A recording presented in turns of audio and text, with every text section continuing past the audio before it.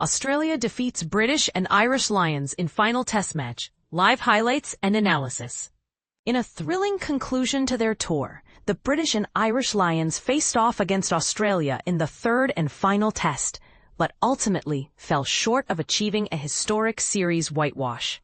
The match, which took place on August 2, 2025, ended with a score of 22-12 in favor of the Wallabies, leaving the Lions with a bittersweet taste as they concluded their journey down under.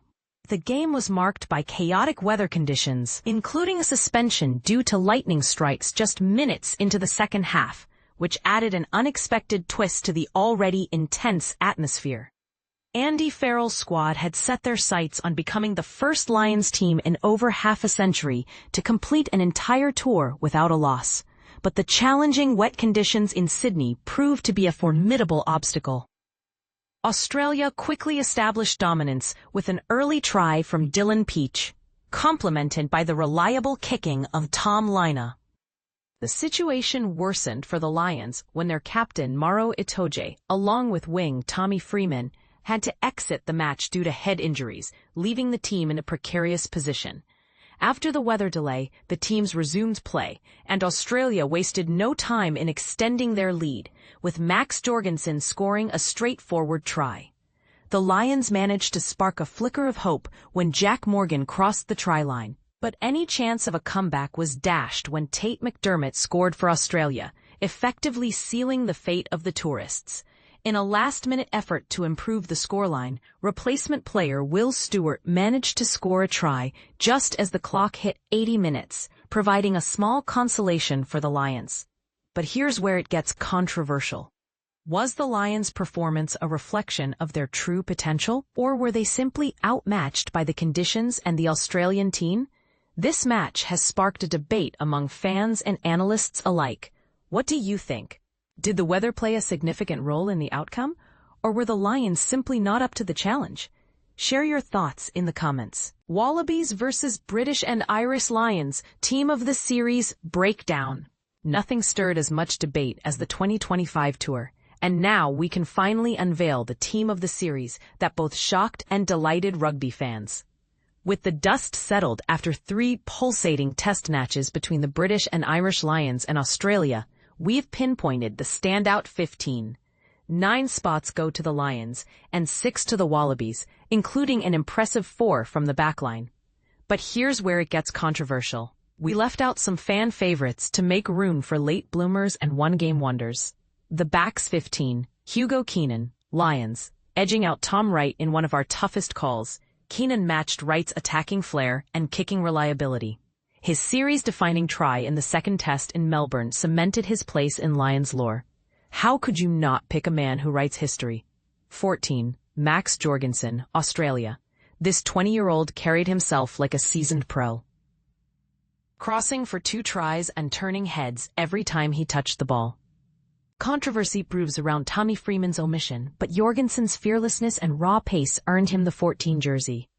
13. Joseph Suaalii, Australia. Hugh Jones dazzled early on, but it was the league convert whose star rose with every outing. Suaalii's blend of defensive solidity and powerful running made him indispensable, even if his aerial game remained under-leveraged.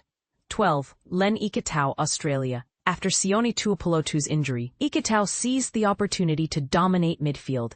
His dynamic runs and growing understanding with Suaalii underlined why he's bound for a big club career. 11. Dylan Peach, Australia.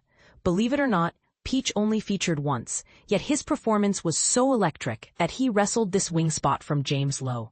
Why did he vanish thereafter? That's the question most people miss. 10. Finn Russell, Lions. The tour where Russell finally erased past inconsistencies, orchestrating attacks with pinpoint vision and a lethal kicking game. His assist for Tuipulotu in Test 1 summed up a series-long renaissance. 9. Jamison Gibson Park, Lions. We almost tipped Tate McDermott for his whirlwind cameo appearances, but Gibson Park's composed control at the base in the first 2 tests was simply unignorable. The forwards. 8. Harry Wilson, Australia. Wilson's relentless energy and leadership underlined why Joe Schmidt trusts him at number 8 and as a future captain. His work rate outshone Jack Conan's own Lions pedigree. 7. Tom Curry, Lions, under pressure from Morgan, van der Fleer, and Pollock. Curry's every yard effort and 2 crucial tries silenced doubters. Could this be his finest hour? 6. Tadhg Beirne. Farrell's faith in Beirne paid off spectacularly. 3 stellar tests and the Player of the Series award. Those big game moments proved decisive. 5. Will Skelton, Australia. Returning from injury, Skelton's powerful carries and ruck dominance in tests 2 and 3 shattered Lion defenses and lifted Australia's intensity. 4. Maro Itoje, Lions. Leading the Lions to an unassailable 2-0 advantage, Itoje's relentless work ethic and disruptiveness symbolized his leadership. Is he the greatest modern Lions captain? 3. Tadhg Furlong, Lions. After calf worries, Furlong rediscovered peak form, laying the groundwork for stellar scrummaging and ruck work throughout the series. 2. Dan Sheehan, Lions. Australia's injury woes at hooker aside, Sheehan's near-perfect line-out record and 2 tries in tests 1 and 2 forced his inclusion. 1. Ellis Genge, Lions. A tour standout from start to finish, Genge's explosive power and impact bench performances earned him near-unanimous acclaim. Could he have started the final test? That hindsight debate is one to watch. So, do you agree with our picks? Which selection caused you the biggest eyebrow raise? Is Australian rugby crying out for fresh blood, or did the Lions simply outclass them? Sound off with your thoughts below. Tadhg Beirne on British and Irish Lions series win. Bittersweet feeling. Winning the Player of the Series award, but losing the final test match. Now that's what you call a roller coaster of emotions. For Tadhg Beirne, the British and Irish Lions forward, this clash of triumph and defeat left him with the feeling he described as bittersweet. The veteran rugby star walked away from the Australia tour with both accolades and lingering disappointment, an experience that encapsulates the highs and lows of professional sports. But here's where it gets interesting. How does one reconcile personal success with team setbacks? And is it fair to celebrate individual achievement when the collective goal slips through your fingers? Beirne's journey in the series wasn't without its challenges. When the team sheet for the first test was announced, there were whispers among fans and pundits alike about whether he truly deserved his spot. Yet, those doubts quickly faded as Beirne proved instrumental in securing crucial victories for the Lions. Under the leadership of Andy Farrell, the Lions clinched the series 2-1 against the Wallabies, thanks to wins in Brisbane and Melbourne. However, the Australians salvaged some pride by winning the final showdown in Sydney, leaving mixed feelings for players and supporters alike. For Beirne, the honor of being named Player of the Series came with a heavy dose of introspection. It's a massive honor, he admitted, but more than anything, it's about the series win for me personally. Despite earning recognition as one of the standout performers, the Irish flanker couldn't shake off the sting of Saturday night's loss. It's bittersweet, he explained. On one hand, we've achieved something incredible by winning the series. On the other, tonight stings because we didn't finish strong. But as Faz, Andy Farrell, reminded us, we'll get over it because ultimately, we've come out on top in the series. Interestingly, Beirne revealed that he wasn't even sure if he'd make the cut for the opening test. With pressure mounting and expectations high, seeing his name on the lineup list felt like both a relief and a challenge.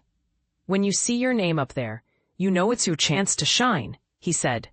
But at the same time, you're aware that if you don't perform, you'll be replaced just as quickly as you were brought in.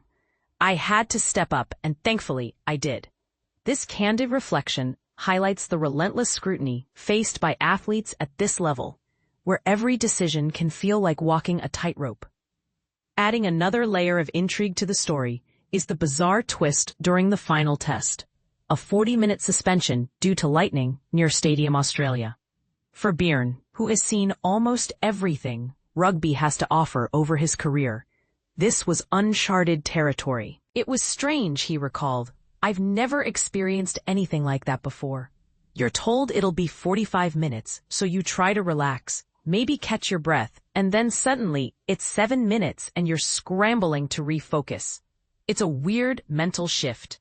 While the delay threw everyone off balance, Beirne embraced the moment as yet another learning experience. Now I know what to expect next time, he joked, hinting at the unpredictable nature of the sport. So, what do you think? Should individual accolades take a back seat when the team falls short in critical moments? Or is it okay to celebrate personal milestones even amidst collective heartbreak? This debate taps into a broader conversation about balancing ambition with teamwork, a topic ripe for discussion in any competitive arena. Do you agree with Beirne's perspective? Or do you think the spotlight should have dimmed on his achievements given the outcome of the final test? Share your thoughts below. We'd love to hear them.